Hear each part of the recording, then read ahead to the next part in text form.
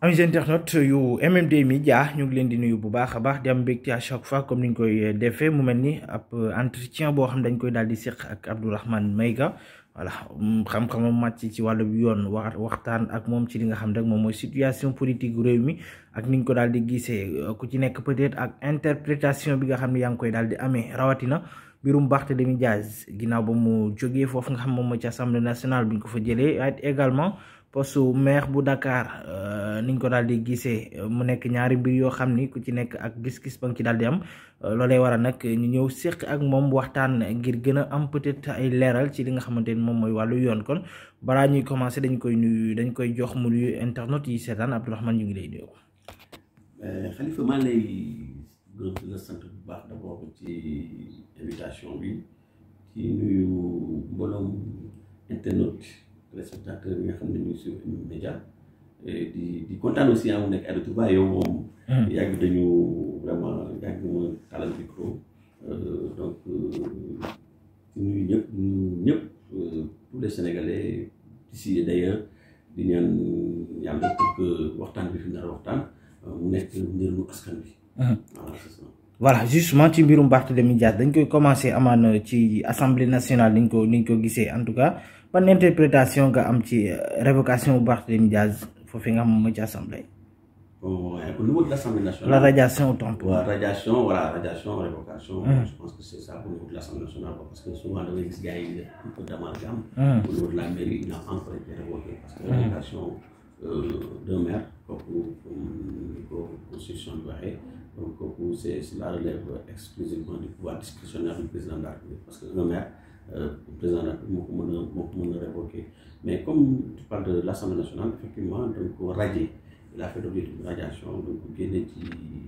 maanaam mbooloom député yi nga xam ne ñu ngi assemblée donc loolu conformément donc aux dispositions de l'article 61 de la Constitution et 51 du règlement intérieur bi nga xam ne dafa ne képp koo xam ne député la et que ñu maanaam ñu yoon topp la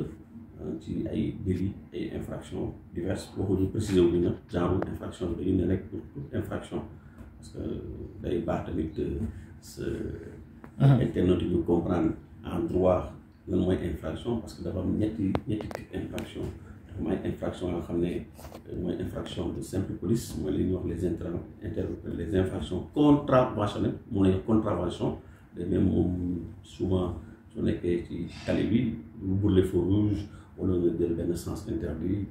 demee noonu policier bi bu la jàppee da lay verbaliser da jox la benn attestation wala def la benn contravention wax da ngay dem au niveau de la police nga dem nga fay ko loolu ce qu'on appelle des amendes de simple police mooy gën a tuuti ci infraction yi dafa am nag benn deuxième type d'infraction bu ñuy wax mooy les infractions délictuelles mooy délits yooyu yëpp si gën a bëri voilà mooy yi nga xam ne tout le temps boo demee tribunal moom la ñuy àtte ay problème de coups et blessures volontaires ay problème de ay luubal par exemple vol comme 196 du code pénal mooy soustraction frauduleuse de la chose d'autrui nga dem jël loo xam ne moomuloo ko alalu jàmbur xam nga wala nga dem par exemple nga toj doomu aadama ñëw mbëkk otoom yàqal ko ak demee noonu yooyu yëpp ce sont des délits yi nga xam ne donc voilà le législateur da ko prévoir te yooyu dañuy dem donc devant des tribunaux compétents bi ci gën a métti nag li nga xam ne mooy troisième type d'infraction bi mooy li ñuy wax les infractions criminelles mooy crime xam nga crime nag dafa bëri ay façon nag vraiment crime yi dañu yaakaar ne boo rey nit rek donc mooy crime non du loolu rek parce que mën nga rey nit su mu bañ a nekk crime comme le cas de Barthélémy Dias donte boo yaay mort d'homme mais on n'a pas considéré comme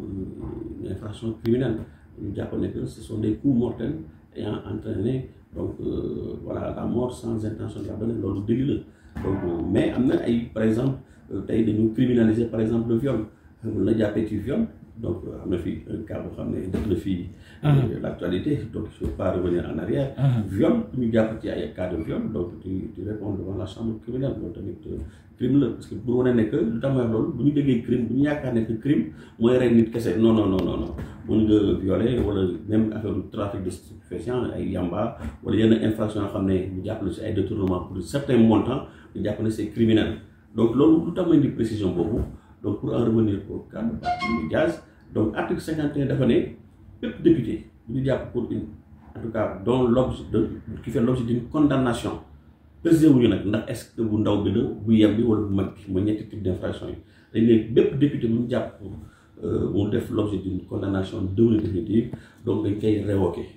révocation bi nag day intervenir à la suite d'une demande du ministre de la justice adressée donc au président de l'Assemblée nationale.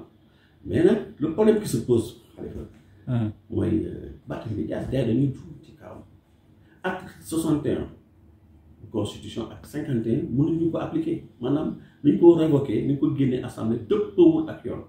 maanaam ils ont fait une interprétation erronée de l'article 61 et 51 de la constitution parce que article 51 61 comme ni ma ko waxee dafa ne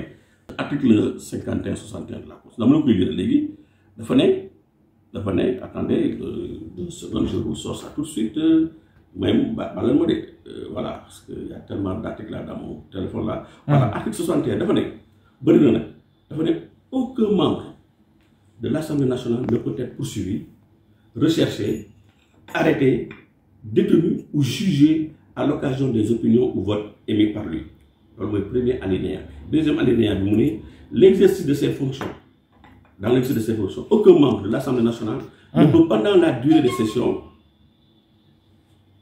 être poursuivi ou arrêté en matière criminelle ou correctionnelle qu'avec l'autorisation de l'Assemblée dont il fait partie.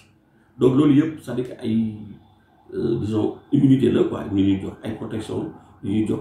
au député bi nga xam ne dafa nekk en fonction maanaam ñoom c'est pas des citoyens lambda dès l'instant nga nekk député donc mënuñu la poursuivre comme nañu lay poursuivre yow wala un citoyen lambda non dafa am ay préalable ay conditions maanaam député bu fekkee ne dañ ko jàpp ci ay infractions. il faut mu am autorisation Assemblée nationale. Troisième bi am na foo xam ne député nee nañ mënuñu la poursuivre kenn mënu la poursuivre tant que en tout cas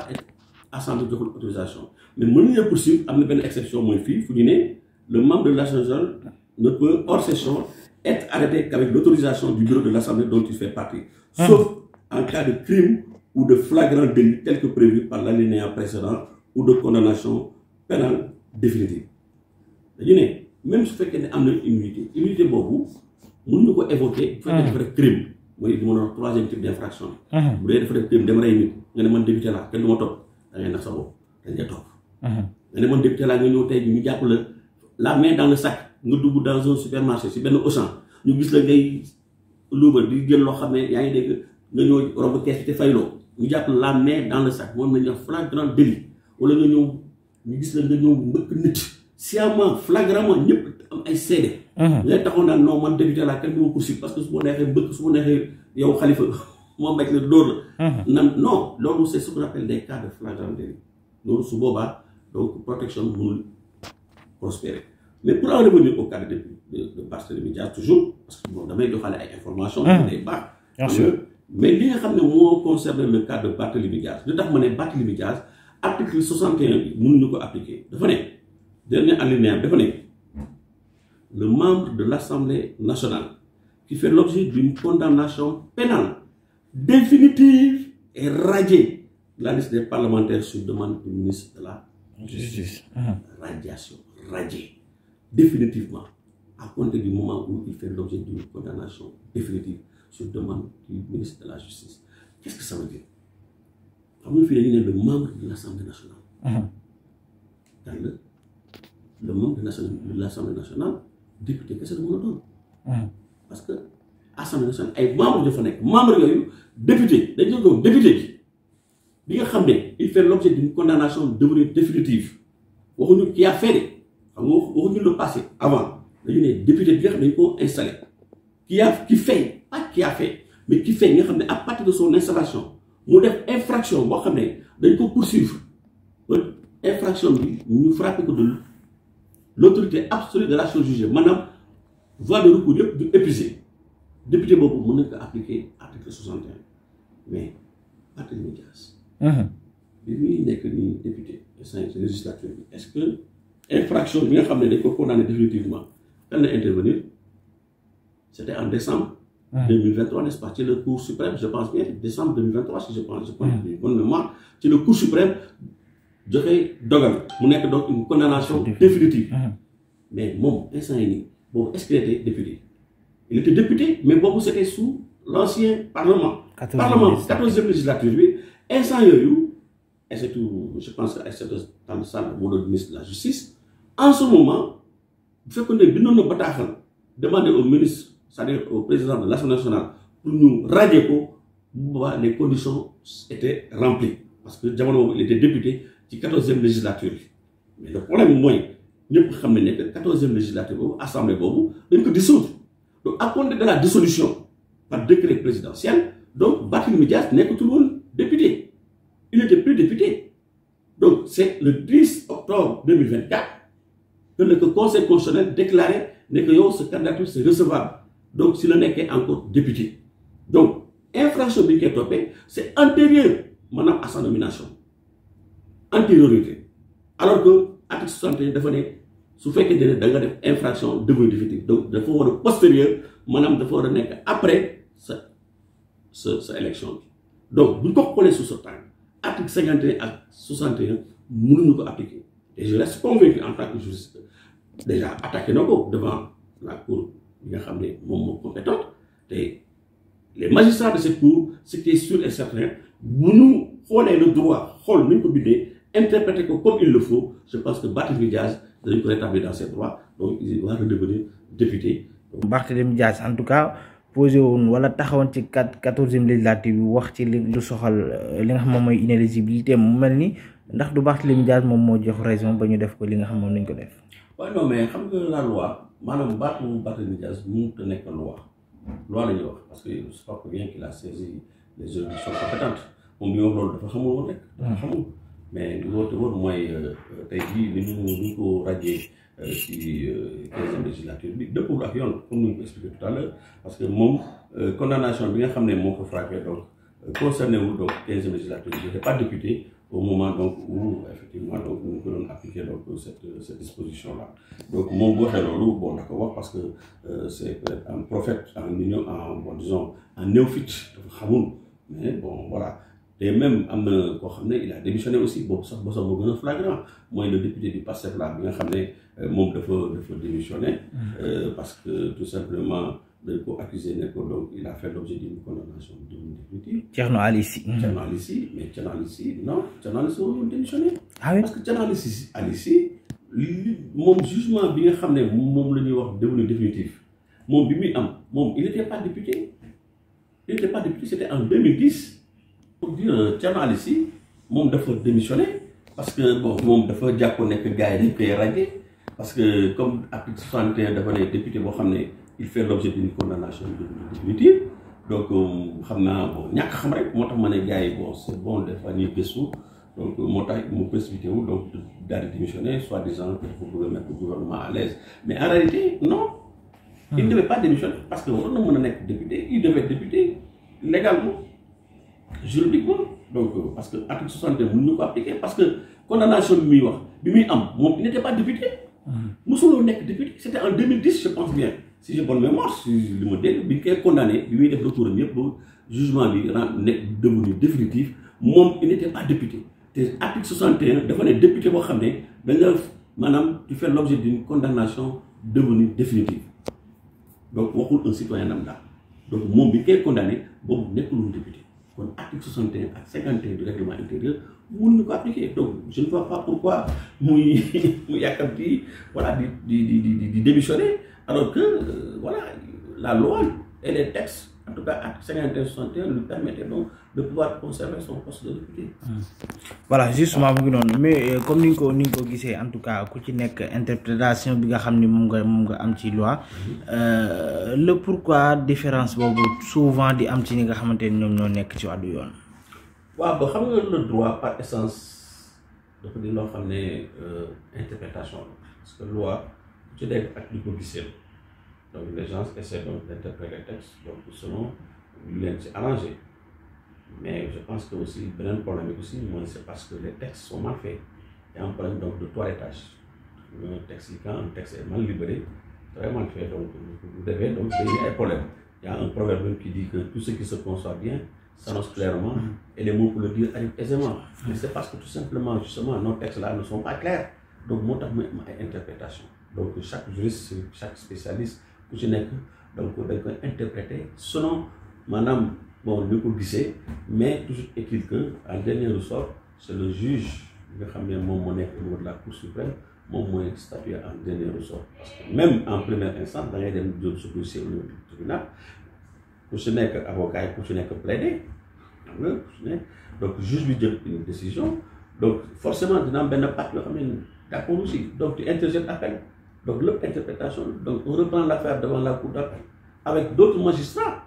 devant une autre juridiction gars yi ñoo attewaat affaire bi xam nga donc soit pour confirmer wala ñu infirmer interprétation la toujours c'est pourtant ce sont les mêmes faits dañuy reprendre encore ku ci nekk ak ñu koy interpréter au finish c'est seulement les juges de la Cour suprême bi nga xam ne ñoom ils ne reviennent pas sur les faits ñoom ñooy xool est-ce que la règle de droit a été appliquée donc le droit par essence même est une science bi nga xam ne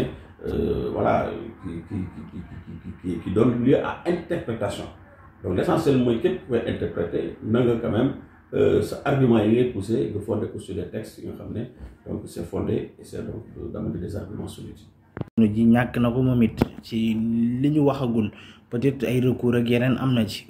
lan nga ñu mën a peut-être indil ci li nga xamante ni moom mooy ginnaaw assemblée nationale après ñëwaat nañ ci mairie bu Dakar bi nga xam ni peut-être ñu bari jàpp nañ ni Barthélémy Dias mënatu la toogaat foofu ci mairie bu Dakar. Khalifa loolu damay rassurer sa auditeur aujourd'hui gars yi damay dégg ñu bëri ñu naan Barthélémy Dias dañ ko révoqué ci poste maire nekkatul maire ñu naan dañ ko radié dàq nañ ko bokkatul et cetera non te li may wax ni amul interprétation tey jii article 277 dañ ko appliqué article 277 dafa ne maire boo xam ne donc dafa am problème d'incompatibilité et d'inéligibilité yaa ngi dégg su fekkente ne léegi problème boobu am na mu am un conseil wala quelqu'un moo xam ne mi ngi ci ressort maanaam Dakar par exemple commune bi donc mën na saisir le préfet donc pour demander ñu considérer ko comme démissionnaire et aujourd'hui Barthélémy Dias n'a pas été révoqué parce que comme ni mu ko waxee tout à l'heure révocation kooku président de la République kese moo koy signe par décret te même loolu su bu koy def tamit selon certaines conditions du xëy tëb nii rek daal di ko révoquer dafa am ay conditions donc Barthélémy Dias aujourd'hui donc bu ñu xoolee article 277 donc il n'a pas été révoqué il a été considéré comme démissionnaire et là encore pour ñu mën ko considérer comme démissionnaire dañ ne sauf recours devant la cour d'appel dans un délai de 10 jours à compter de la notification de l'arrêté le considérant comme démissionnaire donc de son mandat de conseiller donc aujourd'hui ce qui se passe mooy Barthélémy Dias bi ñu ko signifié arrêté préfectoral bi considéré comme démissionnaire donc moom à côté de ce moment moom am na possibilité def recours et je pense que dégg naa il a introduit le recours depuis hier mais à côté de la signification de ce recours au préfet parce que day jël un huissier yaa ngi dégg daal di ko bind ce qu'on appelle un exploit d'huissier envoyé ko au préfet pour l'informer que nekk man dugal naa recours au la cour d'appel à compter de la notification de cet exploit d'huissier maanaam papier bi arrêté bi nga xam ne moom le préfet bi donc signé woon te dégg naa sax c'est même pas le préfet qui l'a signé mu li ma jaaxal c'est son adjoint qui l'aurait signé mais à compter de ce moment à compter de la notification du recours bi nga xam ne moom la Barth dugal au niveau de la cour d'appel dès l'instant que préfet bi jot ko rek donc maanaam arrêté bi ça devient nul amul si benn valeur donc Barth il continue à exercer ses fonctions de maire ba keroog cour d'appel bi nga xam ne dañ ko saisir bi àtte bi kon le problème de Barthélémy Dias il y a pas péril en demeure donc man moo tax je ne comprends pas ce qui justifie cette irruption de la police des forces de défense et de sécurité au niveau donc de l'enceinte ñoo dugg ci biir mairie bi di ko tere muy def ay une conférence de presse alors que moom aujourd'hui en tant que maire donc waroon ko mën a bàyyi muy exercer parce que institution la foofu c'est une institution boo xam ne moom ak Sénégal donc waruñu woon permettre yaa ngi def ay police ñu koy dugg loolu déjà c'est encore une autre violation donc loolu c'est ce qu'on appelle en droit une voie de fait amul woon benn base légale police di fa dugg di ko interdire donc une manifestation dès l'instant que Barthélémy Dias amoon na possibilité introduire un recours au niveau de la cour d'appel te recours boobu bu ko introduire c'est un recours suspensif et je le dis bien je pèse bien mes mots parce que damay dégg ay juristes yu bëri gars yu bëri tamit doo xam ne ñu def amalgame naan recours bi c'est pas suspensif parce que c'est en matière administrative non on n'est pas en matière administrative su fekkee ne c'est une matière administrative on peut dire que c'est suspensif mais fii le juge de la cour d'appel bi nga xam ne moom la ñuy saisir conformément aux dispositions de la L277 mais c'est un recours contentieux électoral c'est un contentieux électoral et le recours en matière de contentieux électoral, il est suspensif. Il est suspensif. Ça veut dire que dès l'instant du sujet de cour d'appel, donc en ce moment, Barthélémy Dias est dès l'autre droit. Madame, l'être bi nga xam ne moo ko considéré comme démissionnaire, donc amatul benn effet. Donc il y a xotti amatul valeur. ba keroog maintenant cour d'appel di statuer. bu fekkee ne cour d'appel léegi nag ñoom confirmé nañ nekk lettre bi nga xam ne moo lañ ko notifié te mu attaqué ko c'est conforme à la loi su boobaa donc président de la République mën na jël dogal daal di ko destituer wala mu révoqué ko. Mais ce fait que les cours d'appel, que cours d'appel, et c'est mon intime conviction, ils vont casser la décision de l'arrêté préfectoral parce que j'ai des arguments. Là, notre monnaie, article L277 est inopérant. Et je le dis, ce fait que le droit a été dit au niveau de la cour d'appel, ils vont tout simplement annuler cet arrêté préfectoral. Là, notre parce que dans l'article L277, comme nous voyons, le maire, il est frappé d'inéligibilité et d'incompatibilité. Il suffit que nous constatons et que nous avons un conseil, un électeur de la commune, nous saisir le préfet par courrier, nous l'avons automatiquement dans les considérés comme démissionnaire. Mais le problème, c'est l'article L277, où maire, conseil là, Barthélémy Dias, depuis les réformes intervenues dernièrement, a une décision. Non, Barthélémy Dias, je pense qu'il y a un conseil. Non, parce que avant, c'est les conseils qui ont toxé de but. Il y a des conseils par exemple comme maire. Avant la réforme. Mais depuis 2022, je pense que bien juillet 2022, j'ai la réforme ici. Donc, il y a eu des réformes dernièrement. Il y a eu maire, d'autres conseils qui ont été élus. Mais cette population, c'est beaucoup mieux élire directement ce qu'on appelle le suffrage universel direct. Il y a une liste, c'est-à-dire qu'il y a un conseil, mais il y a une tête de liste, c'est-à-dire que tu deviens un candidat. Tête de liste, on ne le considère même pas comme conseiller. Parce que mon candidat, il faut postuler comme n'importe qui, nous devons postuler de demander la voix des citoyens, des populations, gars, de le voter. Donc, vous le votez automatiquement, donc tu deviens maire. Il n'y a pas de conseil, non, tu deviens automatiquement maire. Donc, avec le L277, tout maire qui fait l'objet d'une inéligibilité ou bien d'une incompatibilité. C'est le premier argument. Deuxième argument, même si à supposer que l'on peut considérer comme conseiller, mais le problème qui se pose, c'est le cas d'inéligibilité et d'incompatibilité. Bien sûr, même le préfet visé dans son arrêté préfectoral, mais il est inopérant, Khalifa. Parce que de votre jour, préfet de votre jour, parce que vous visez l'article L277. Comment ça, parce que tellement de votre jour. Mais L277 a fait incompatibilité, a fait inéligibilité. Inéligibilité à incompatibilité, surtout inéligibilité, c'est le juge qui a constaté l'inéligibilité. Il n'appartient pas à un préfet de constater une inéligibilité. Non, mon ne reçoit pas de sa compétence. Mon mini arrosé ou madame, mini a prérogatives il faut dépasser, il faut outrepasser ces prérogatives. On peut l'attaquer pour excès de pouvoir. Moi, premièrement. Juge, qu'est-ce que moi, je suis prononcé au cas d'inéligibilité. Barthélémy Dias, il est un mandataire qui avait saisi le Conseil constitutionnel en son temps, l'élection il passe, mais Barthélémy Dias, et il avait évoqué l'article 277, il était inéligible. Mais le Conseil constitutionnel, vous statuez là-dessus, il faut considérer que mon, saisir, a une qualité pour agir.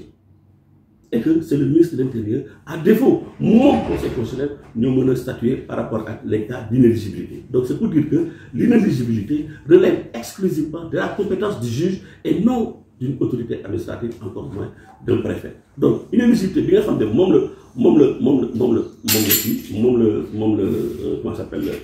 évoqué, c'est l'article L277, ce n'était pas le bon article qu'il devait évoquer. Ben. Donc, parce que L277, inéligibilité d'ailleurs, incompatibilité, incomptabilité, on ne peut pas parler parce que Barthélémy Dias n'a jamais exercé une fonction nominative. Nous sommes un préfet, ou un gouverneur, ou un ministre de la République, ou bien un juge. Non, parce qu'en général, incompatibilité, est évoquée dans le cadre d'une fonction. Donc, Barthélémy Dias a une fonction élective de monsieur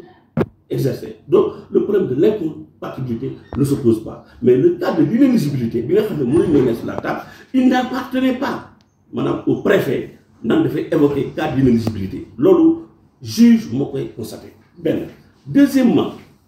il a visé les articles L29 et L30. Mais L29 et L30, dans le livre,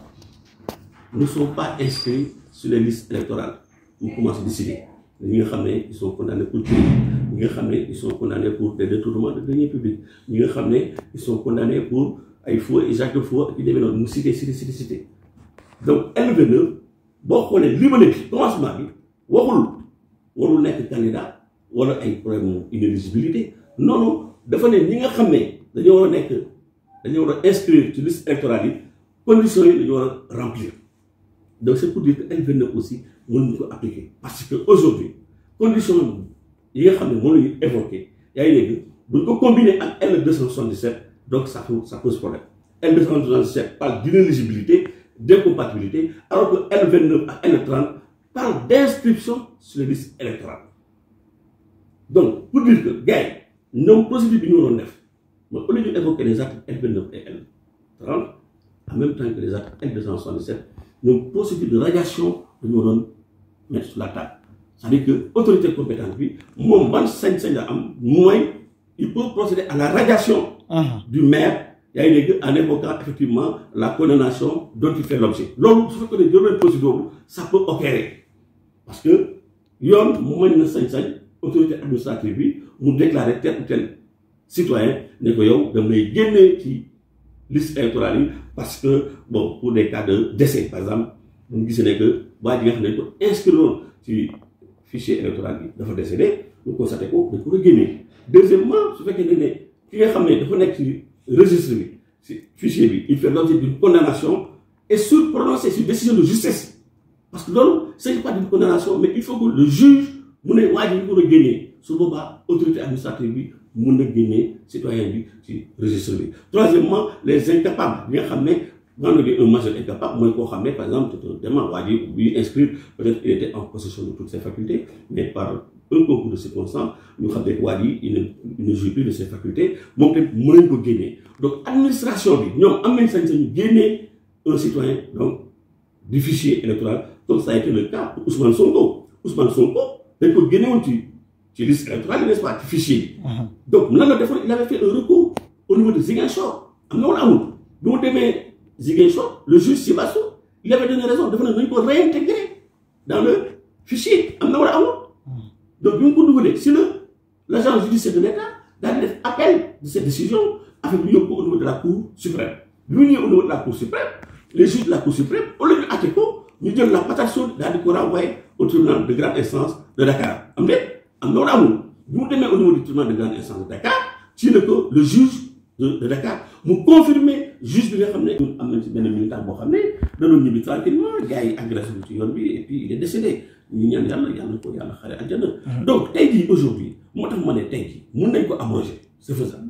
Mais par rapport à l'applicabilité, ça va poser un problème. Parce que nous avons des au statu quo ante. Et là, nous avons matériellement, des moments que nous avons, c'est un confrère,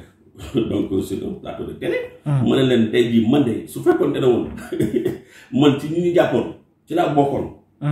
et je touche du bas. Moi, je suis genre, quelqu'un me fait voilà, nous avons dit, je me fais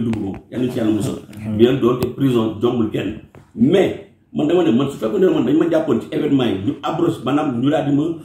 élargir du fait de la loi d'amnistie. Moi, je dis que les gars ont voté la loi, de faire abroger la loi, donc ça veut dire qu'il y a de forts risques pour me mettre en prison, mais je vais je vais m'échapper. Donc, tu penses que donc,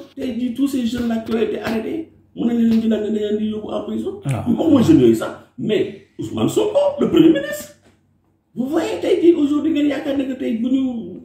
abroger cette loi-là. Le Premier ministre n'a pas l'eau campagne. Non, donc,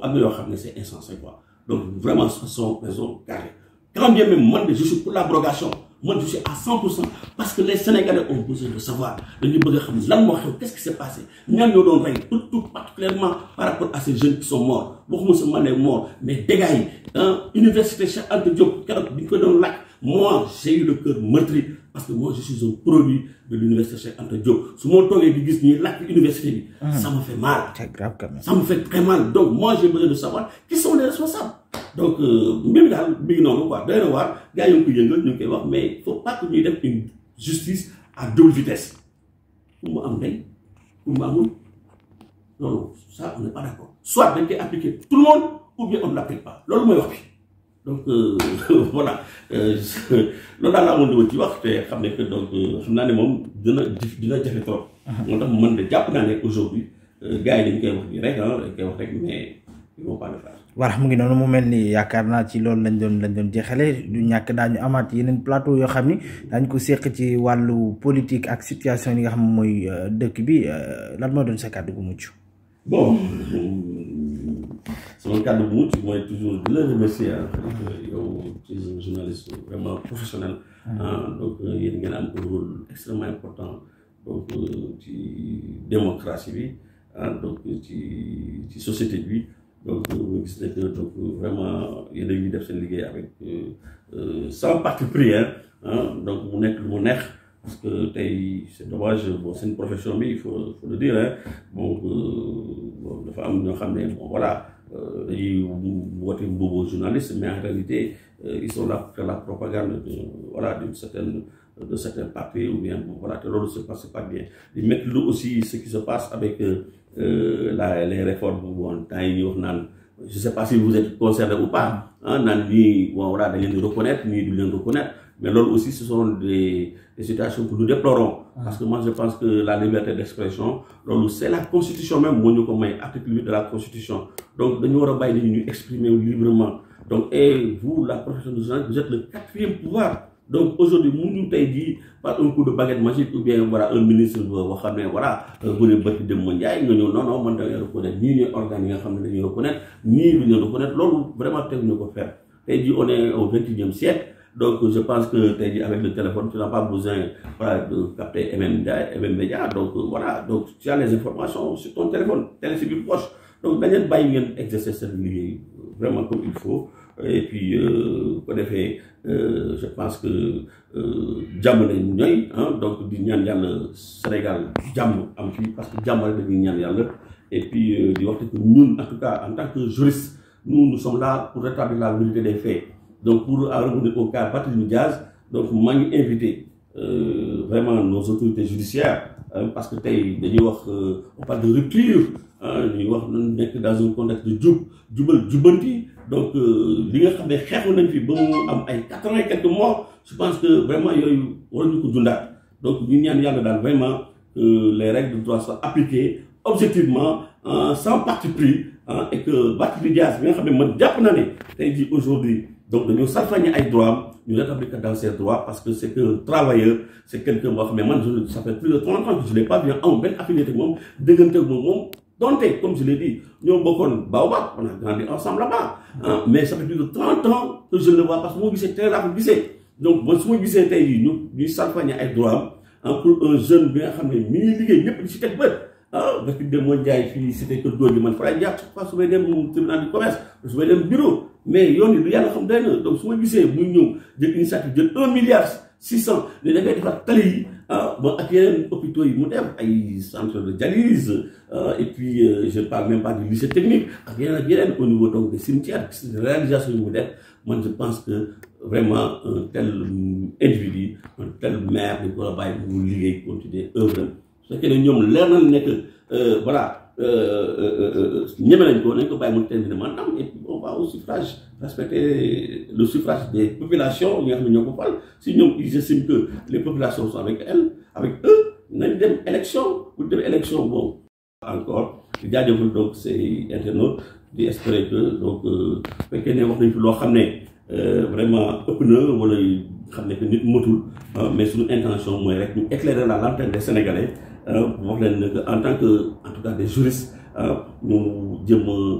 mettre à votre disposition des informations yoo xam ne dina mën a permettre ngeen xam exactement ce qu'il en est donc de l'affaire dite Barthélémy Dias leen jaajëfal bu baax. voilà mu ngi doon di ko jaajëfal bu baax a baax Abdourahmane Maïga moom lañ doon am en tout cas di juriste doon waxtaan ak moom ci mbirum Barthélémy Dias waaye abrogation loi d'amnistie di leen jaajëfal bu baax a baax di leen jox dig daje également ci yeneen entretien yoo xam daañu ko séq ak ñeneen ñoo xam ni amaana ci langue politique yi ci la ñu daal di nekk ca ngeen jëf.